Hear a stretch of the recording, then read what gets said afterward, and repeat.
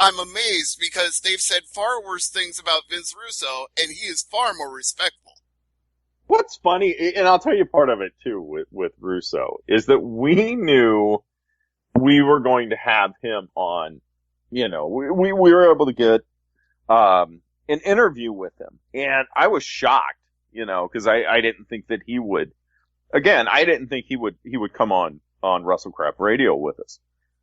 And so we went into that interview, Blade and myself, and I remember telling Blade before we started recording, I said, just for the record, we are going to talk with Vince Russo, and we are going to swerve him.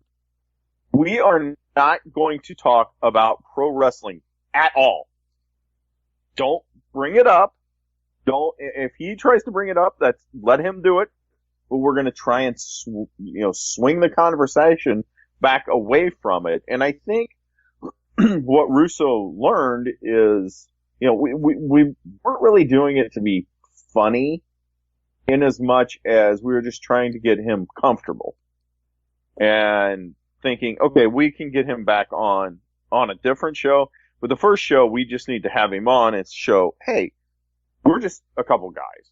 We have written some things, and you and I don't view wrestling the same.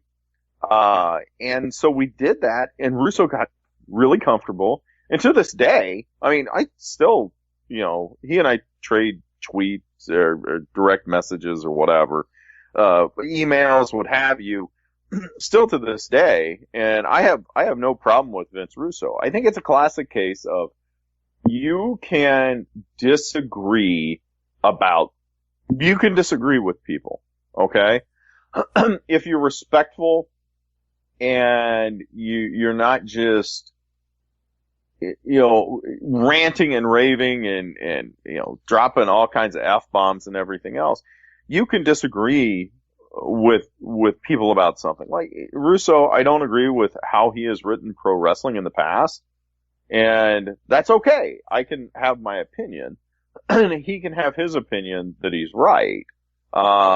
So I think that Russo actually respected the fact that that's how we viewed things. Is, you can have an opinion as long as, some things are going to be, I've often said, it's kind of pointless arguing certain things.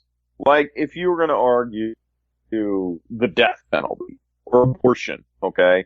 If everybody's on one side or the other, I'm not going to say you're pro-choice, I'm pro-life, Stevie. I'm not going to come to you and say, and give you some nugget of wisdom that is going to make you go, wow, I never thought of that. It's just the other side. So, long story short, Vince Russo, his booking of pro wrestling is a lot like abortion. Did that come out right? Wow. So, yeah.